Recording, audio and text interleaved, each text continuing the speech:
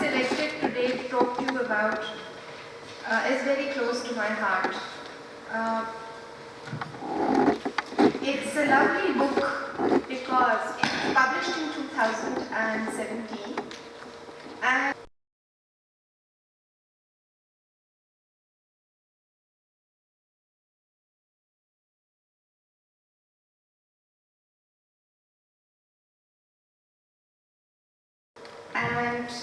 इसमें अमीर खुसरो की भी एक देवी है गज़ल. So it's a lovely book to own, and reading a book online is not the same as having a book in your hand. Each book has a personality. If you talk to your friend on the phone, it's not the same as sharing a face-to-face conversation. So books are always good to touch. Can anyone tell me why English is an international language still?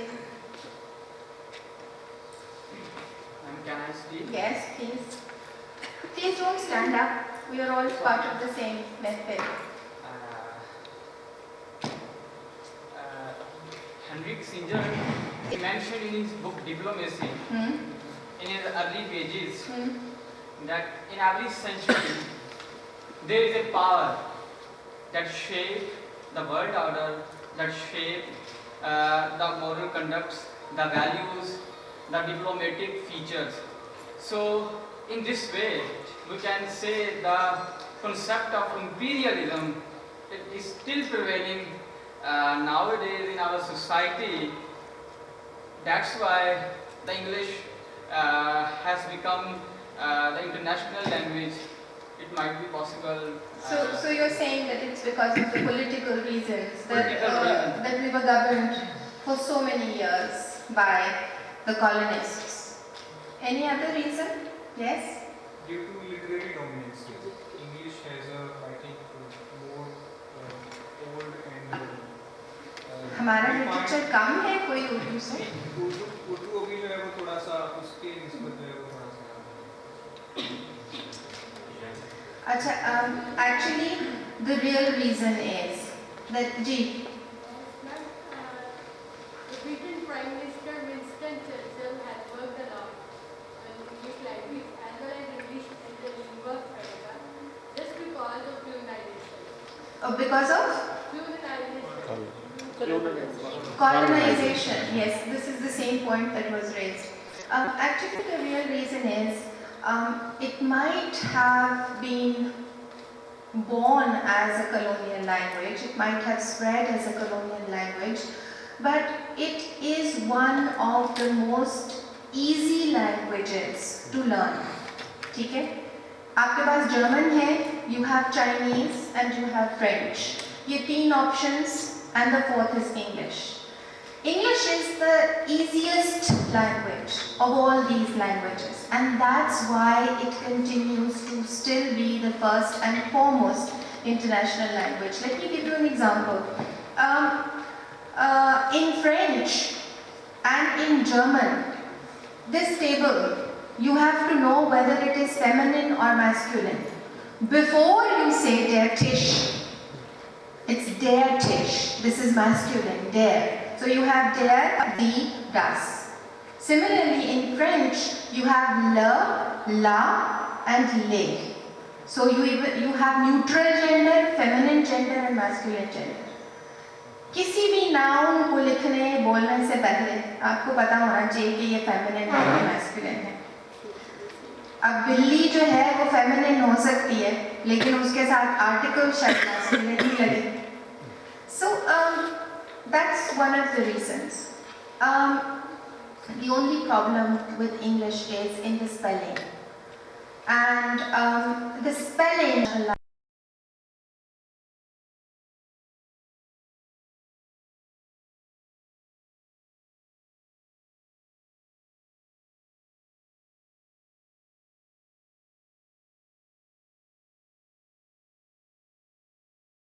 language is its ability to absorb words from other languages. The Chambers Dictionary contains garam masala, you have khoya, you have jungle. These are not these are not words from English. They are words from other languages. And English absorbs language just from other places, other parts of the world very, very quickly. Now, the only other language which shares some of the qualities of English is Urdu. Urdu is also a language which has a very diverse history, like English. And the reason I am talking about these two similarities is because part of the book is actually in praise of the Urdu language, not English. And when Shadab Zeest Hashmi talks about the English Ghazal, she talks about that pliability, that flexibility of the English language to absorb words from other languages. Turkish, Arabic, Persian, Urdu. Keeping this in mind, let me begin. I'd like to first of all thank Dr. Usmani for calling me and giving me this opportunity. You are to be congratulated for organizing the book club events, wonderful opportunities to share time and space with each other in the creative world. We have too much of the journalistic world nowadays with social media.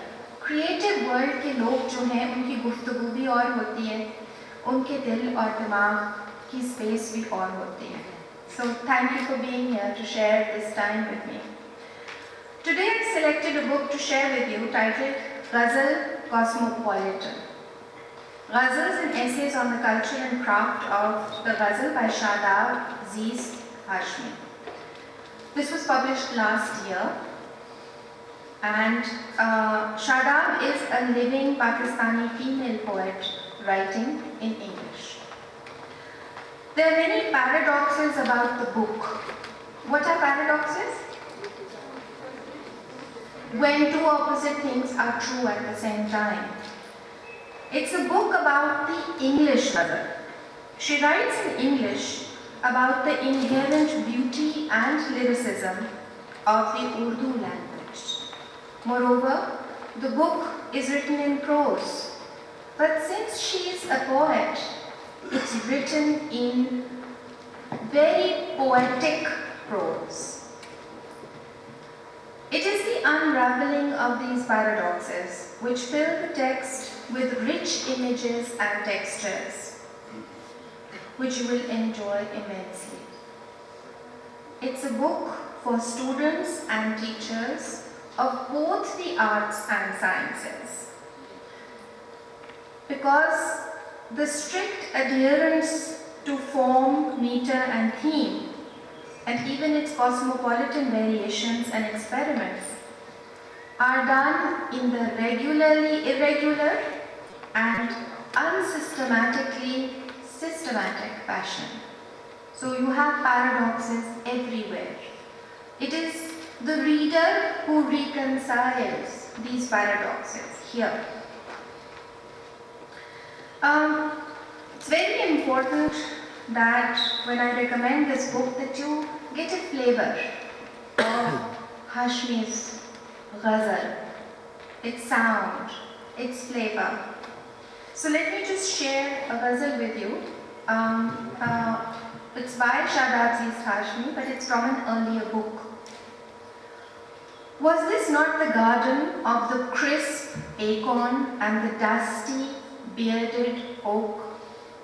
We left paradise because justice was promised on the other side. There was much wood to collect, so we cut down the oak, the teak, the olive. The new bridge was burned before we reached the other side. Who hung the garlands, snatched the rose from the lark's side? With the sun arrived the moon-filled Obad, night's other side. Strange how they thought to compensate me with 2 minutes of silence or replace you with pension. I on this side of the war and them on the other side. Remember the broken sky, the terrible storm, animals tumbling in the ark? It was a man of faith who carried them to the other side. If ever there was a wish, it was this, Zeest. May you belong to the one who knows to cherish you. This side of life and the other side. Wow.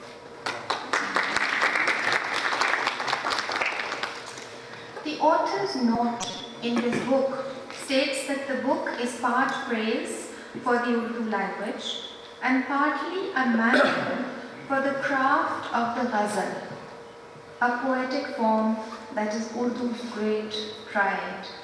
As a poet living in America, the home of the ghazal for the last 50 years, Hashmi writes exclusively in English, but is greatly influenced by the polygenetic beauty of Urdu, which has so generously absorbed the cultivation of diversity of the USA as well. The book comprises 4 sections. The first section is titled Silk Road Sharbat. It plots the journey of words across languages such as Turkish, English, Urdu, Persian and Arabic. There's an entire table given and there are 2 examples which I can give you. The word nar in Turkish is pomegranate in English, anar in Urdu, anar in Persian, and ruman in Arabic. Similarly, in Turkish you have demir hindi, which in English is tamarind. In Urdu, it's imli. In Persian, it's tambar hindi.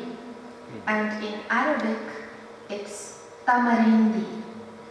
So you can see the connection of the words on the tongue.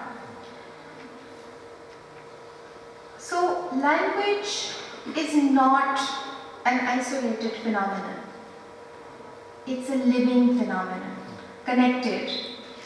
She describes the connections like a storyteller, and she tells of her journeys connecting the Kissa Pani Bazaar, Grand Bazaar of Istanbul, and the Urdu Bazaar of Delhi.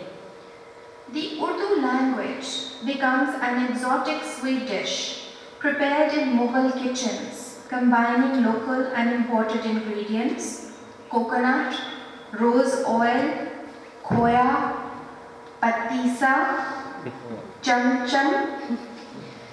You can taste the flavors of Urdu on the tongue when you read the book. Her writing often becomes confessional too, and she writes, "If poetry is the search for who we are, I found myself searching in language, not in land. If I carry language, I carry land. Why write in English, the language of the colonist? This is a guilt which a lot of our writers have. कि मैं Urdu मेरी language है, why am I not writing in Urdu? Why do I feel more comfortable writing in English? In fact, in her earlier poems, she says, have I betrayed Urdu by choosing English? And then she has also equated the word language to luggage. Thus, she writes that we may escape places, not histories. Our histories are our tongues. The section highlights how Urdu becomes a composite language made up of gifts, loan words from other languages, itself a language of the empire, so much like English, which has borrowed words like khaki, pajama, shawl, jungle. Whereas English brings together the Germanic and the Latinate sensibilities, Urdu combines Arabic, Indic, Persian and Turkish. Thus, both languages have rich textures and complex tensions. The second section is titled Essays on the Culture and Craft of the Ghazal. Here, Hashmi describes the hybrid nature of Urdu, drawing on many parent languages, absorbing the diverse cultures and histories of the Indian subcontinent. Urdu or Ordu in Turkic, meaning camp, army, hints at the mixing of languages during the reign of the Mughal Empire. She traces the genesis of the Ghazal of Urdu through the Sufi idiom of Amir Khusro and concludes that Urdu is a child of the Ghazal. This section gradually becomes more technical and she describes the verse patterns of the Ghazal. The first couplet is called the Matla, which establishes the rhyme scheme for the entire Ghazal, employing the same rhyme or qafiyah and refrain radif. And you all must be familiar with that. The rhyme or the qafiyah must immediately precede the refrain or radif. In the matla, the qafiyah and the radif occur in both the lines of the couplet. But in subsequent couplets, the qafiyah and the radif occur only in the second line. So, she highlights the fact that the Urdu Ghazal climaxes multiple times. English poems में एक climax होता है. So when poets started being impressed by the Urdu Ghazal or the Persian Ghazal, they started experimenting and enjoying these multiple climaxes. Each couplet has a standalone epigrammatic quality, terse quality, condensed quality. It's a thematically and emotionally complete unit, and the sequence of the couplets could be rearranged without affecting the poem. अब English poem में ये possible नहीं है, जो पहले चीज़ आ रही है वो पहले ही आएगी. Each line must be of the same length, and the last couplet, the Maqta, is the signature couplet, in which the poet invokes his or her real name. Now let me share another ghazal with you. This is a ghazal which has been published in the International Journal of English Language Ghazals, and it's by Rizwan Akhtar. I'm very fortunate that he's my colleague in the English department. And the reason I'm sharing it with you is that those of you who want to write, if you feel more comfortable writing in English, try experimenting with the ghazal. The ghazal is titled Hush.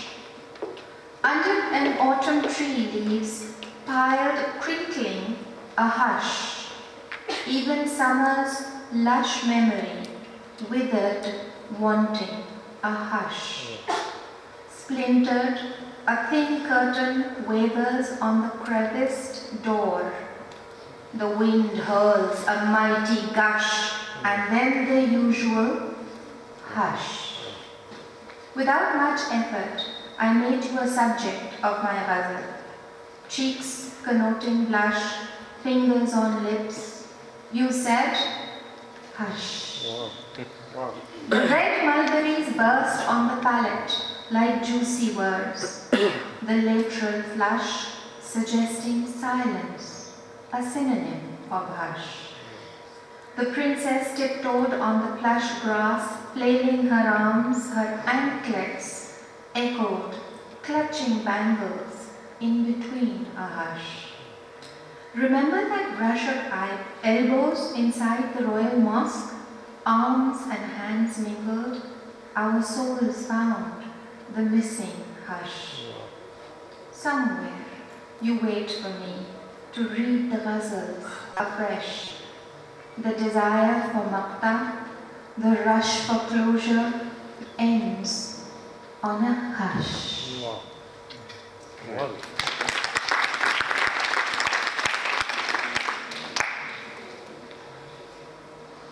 Thus the ghazal has a thematic unit. It doesn't have a thematic unity, it has an emotional unity. It has an atmospheric unity. And after this, Shadab Zeest Hashmi presents the ghazals of Grace Shulman, titled Prayer, and a ghazal by Agha Shahid Ali. Then she moves on to discussing how various writers have experimented with the ghazal form. And the one I read you is it's a ghazal published in 1999, so you can see how our own writers are decolonizing English by using words of the Urdu language and writing back to the empire. Thus the book is also a treasure trove of ghazals in English, old and new, which I know that you will all enjoy. A history of the ghazal is also given in detail, indicating how it originated in pre-Islamic Arabia, spreading with Muslim conquests across Asia, Africa and Europe. The Persians refined it, the Urdu ghazal taking root in Delhi in the 13th century. Amir Khusro refining the ghazal tradition as poet of the court under the rule of 7 emperors. The Persian ghazal inspired the German Goethe, and the Spanish poet Lorca was inspired by the Arabic ghazal of Al-Andalus. The American ghazals were inspired by the Urdu ghazals of Ghalib. Adrian Rich wrote the first English ghazals, and in the 1990s, Agha Shahid Ali, the Kashmiri poet, became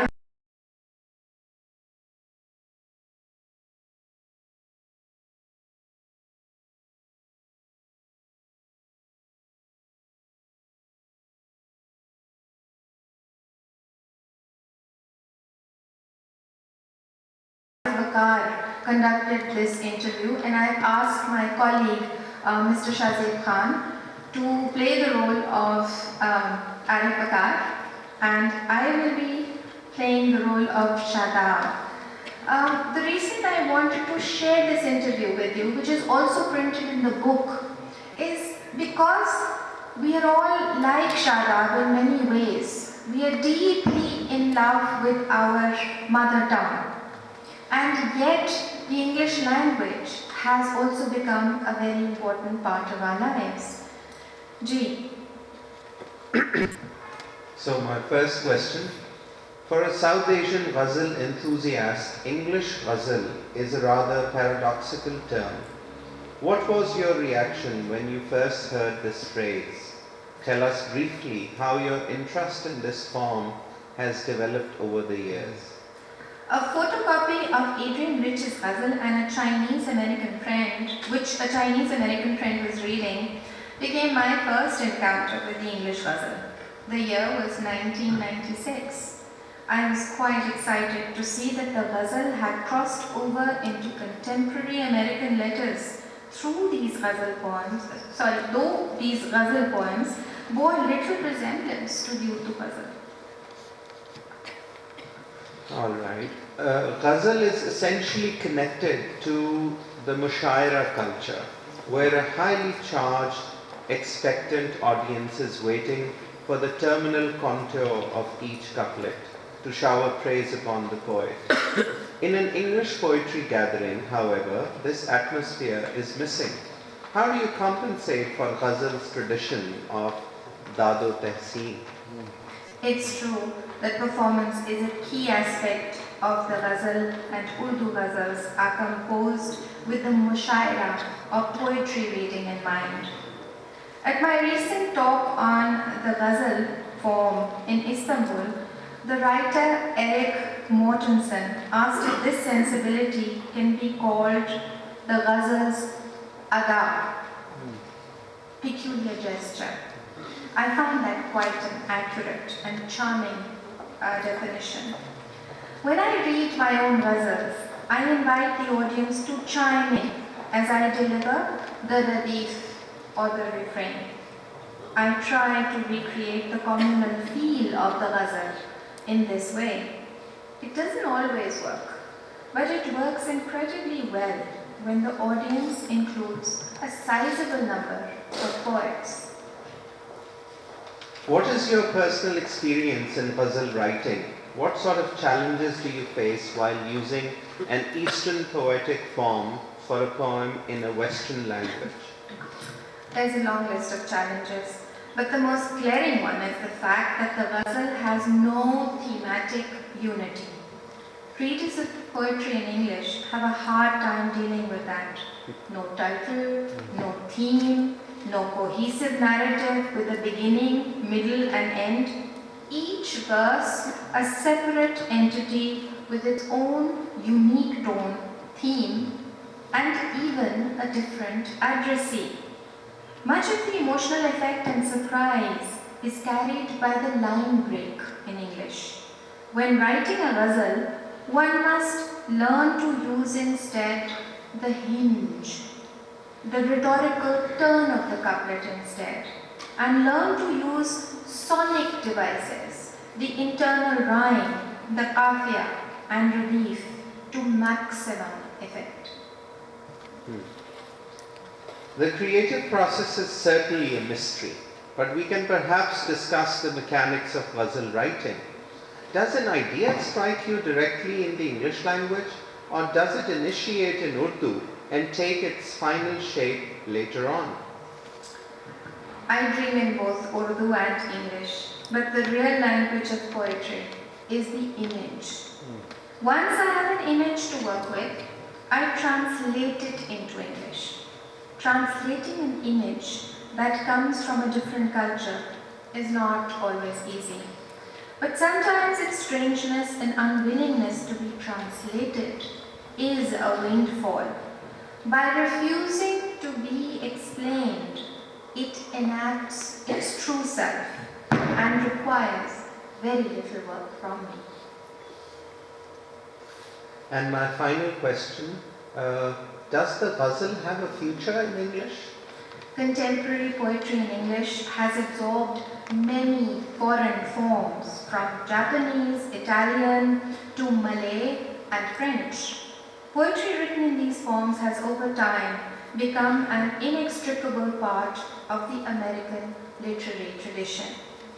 The best of poetry can enable a whole linguistic tradition, even a civilization, to move forward, and it does so through a fierce use of the imagination. Foreign poetic forms such as the ghazal push us into that uncharted realm of the imagination by giving us a grid, a set of strange but useful rules, a new aesthetic sensibility, then setting us free to fill the form as our own spirit dictates. Thank you.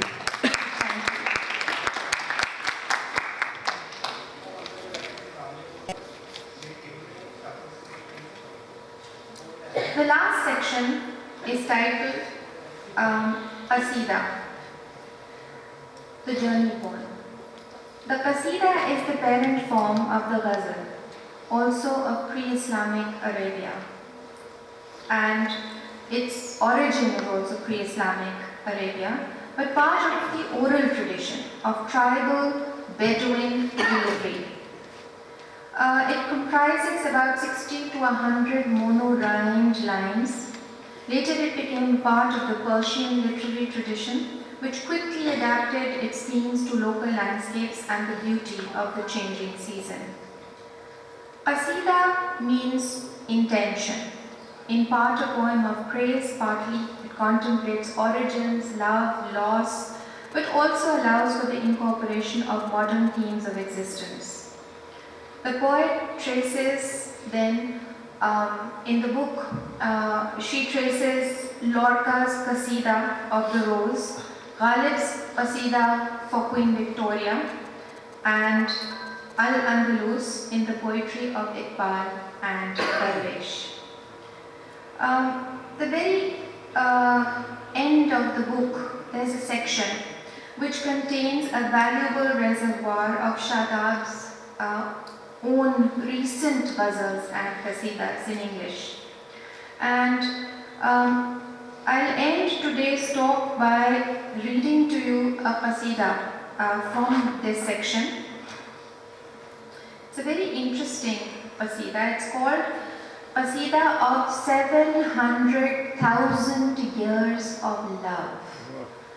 And the note that is written at the end says, in the Islamic tradition, Iblis was a devout jinn, a creature made of smokeless fire, who worshipped God for 700,000 years before Adam was created.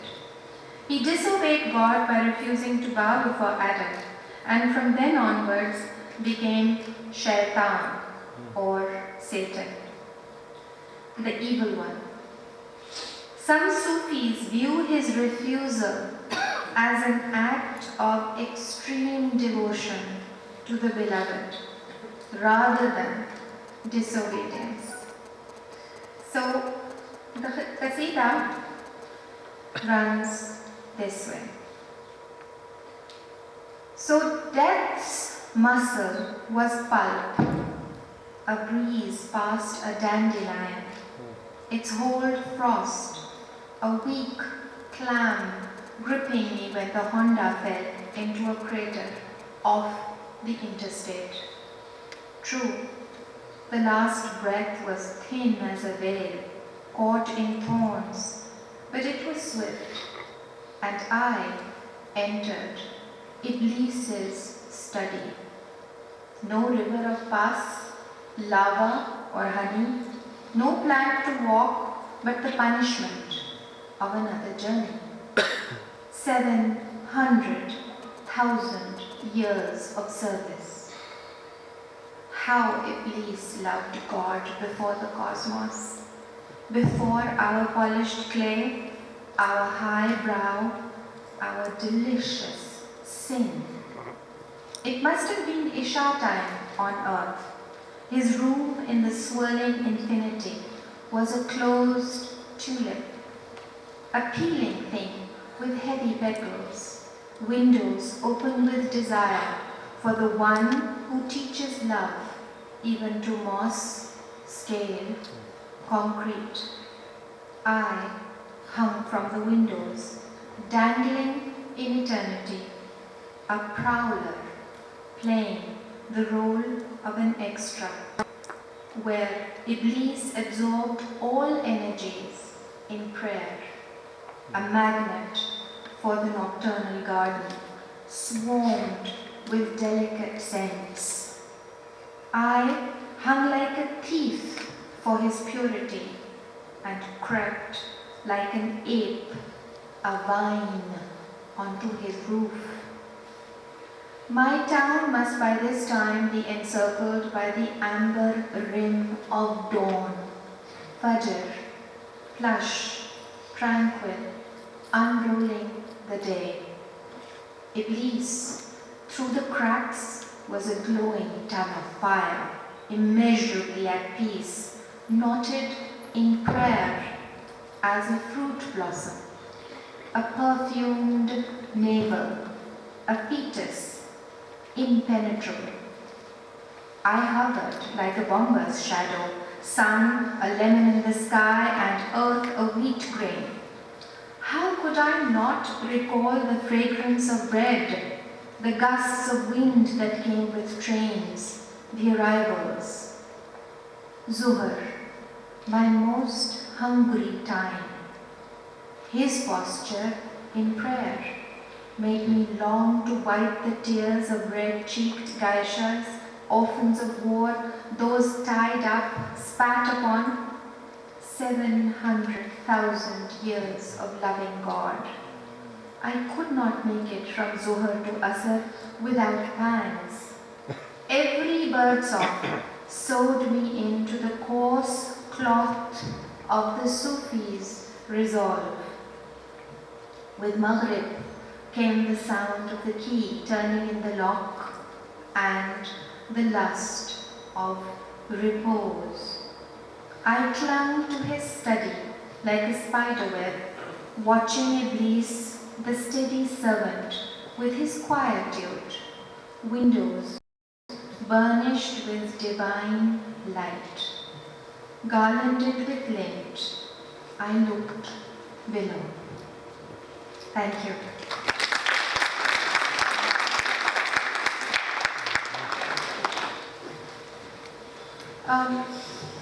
Since this is a ghazal, I am not an expert on the ghazal. कोई comment और सवाल आप लोग? Sir मैं वैसे पूछ लेता हूँ। चलें पूछें। जिस तरह उर्दू में मौज़ूआत मुख्तलिफ हैं, लेकिन सबसे बड़ा मौजू उर्दू गज़ल का जो मुझे लगता है वो है रोमांस, मतलब मोहब्बत, इश्क। और बाज़ औक़ात तो गज़ल की तारीफ़ भी ये की जाती है, औरतों की बातें, कुछ जो एक ज़िमनी सी तारीफ़ है उसकी। तो इंग्लिश गज़ल जो है इसमें बड़े मौज़ूआत क्या है, क्या इसके बारे में कुछ बता सकते हैं? Love is the major theme. आपको पता है कि ghazal is also literally gazelle in English. Gazelle एक deer को कहते हैं. And in the ghazal tradition, the sacrifice of the lover is the pinnacle of every couplet. In the English ghazal, there is a greater diversity other than love, whether it's divine love or human love. And there is Agha Shahid Ali's ghazals are filled with nostalgia, with love for his country, but there are also landscapes of war. There are inner landscapes which are explored. So the themes, apparently this form in English has adapted so well to the new themes of modern existentialism. So हम कह सकते हैं कि गज़ल जब English में गई है तो कुछ उसने इंग्लिश का भी अडॉप्ट किया और जो अपनी रिवायात थी उससे ज़रा हट कर है उसका भी असर कबूल कर लिया। हाँ जी, बिल्कुल बिल्कुल आप ये कह सकते हैं। शुरू में आपने जो थी इसमें क्रिएट किया है कि ये इंट्रोड्यूस करने का है उर्दू को इंग्लिश में, गज़ल को, अदब को, तो क्या हम ये नहीं कह सकते कि असर कबूल करना फिर आहिस्ता आहिस्ता इसकी अपनी आइडेंटिटी ख़त्म हो जाएगी? नहीं, उर्दू की आइडेंटिटी अपनी ख़त्म नहीं हुई है। तो गज़ल की आइडेंटिटी, उर्दू गज़ल की आइडेंटिटी कैसे ख़त्म हो सकती है? I don't know if you know or you don't, but you know that Pakistani English is an accepted form of English. Indian English is an accepted form of English. लेकिन British English को उससे कोई चोट नहीं पहुंची. So there are evolutions, hybridity बढ़ती है, लेकिन इससे जो original है उसको it wouldn't hurt. There's a very recent ghazal, आपने love के बारे में सवाल किया था. There's a very recent also ghazal by another poetess. Her name is Aisha Fatma Bark, and Ittefaq says she's also my colleague. We at the English department, I'm very fortunate to have such wonderful colleagues. Interestingly, देखें गज़ल का title क्या है? Khanam's Smile. A warrant in the hand, secure to checkmate. Khanam's smile.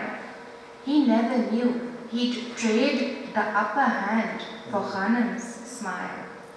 Reciting the matla, he glanced at the gracious hand that raised itself in praise for the rhyme of Khanam's smile. His debut collection lay in the stalls, bound and boxed. His desire, reward and expectation lay in Khanam's smile. Desire soured, leaving way to the bowl of your eye. The hand reached for and withdrew from Khanam's smile. My ghazal dripped foam the corners of her pan mouth. The music rose to catch the ruby quiver of Khanam's smile. I have sculpted her all winter in my ground floor studio. Chisel in hand, I challenge the stone to release Khanam's smile. Beautiful. Wow. Question पहली बात तो ये है कि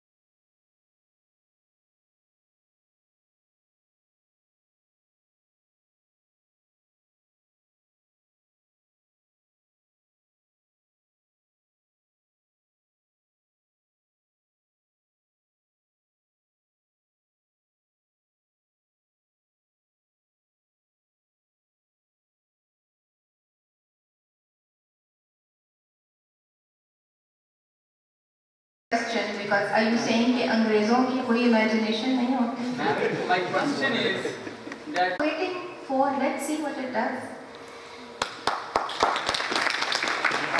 आप painter हैं तो आपके पास पेंट है. If you are a musician, it is sound. So ये तो आपकी चॉइस होती है ना कि आप अपनी फीलिंग्स को किस तरह से जाहिर करना चाहते हैं. Language is just a tool, but it's a major tool. Probably what he wants to say is, maybe what I gather is that the indigenous subjectivity in a foreign language. So does the foreign language have the capacity to deal with the indigenous subjectivity? Maybe this is... Is that what you're asking? A person who falls in love in Pakistan, America maybe feels the same sort of love.